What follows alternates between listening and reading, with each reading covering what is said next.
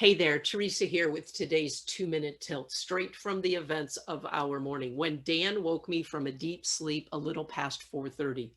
The Jensen's barn is on fire.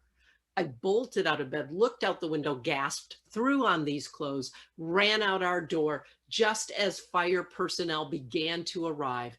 And I saw there to the east this beautiful, historic, 130 plus year old farm totally engulfed in flames. Our hearts plummeted. There was so little we could do other than pray.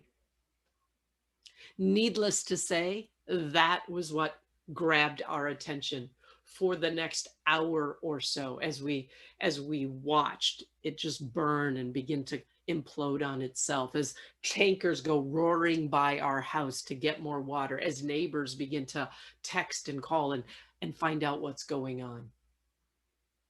At some point, I just kind of walked away and walked over towards our garden area. And as I looked up to that same eastern sky, I became aware of this beautiful sunrise. What a beautiful morning it was. As I continued and I looked northward and westward and southwestward, it was a breathtaking morning. Blue sky, gentle breeze, bird song, the sunrise was just beautiful. And then I looked back in this direction, and all I saw was the fire and the chaos and the devastation and the pain and the loss and the heartbreak. And I was just struck how it was all there in this moment. That when I look here, this is what I see. And yet, this tragedy is still part of all of this.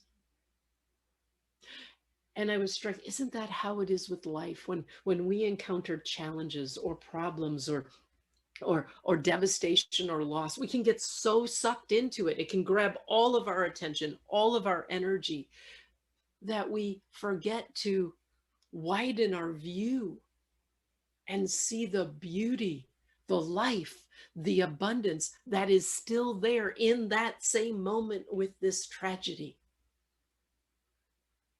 When we can widen our view to see again the something bigger that we're part of, even in the midst of pain and loss and devastation, that, my friend, is how we can center ourselves, is how we can find our peace, is how we can say yes to life, because we become aware of how big and abundant life really is.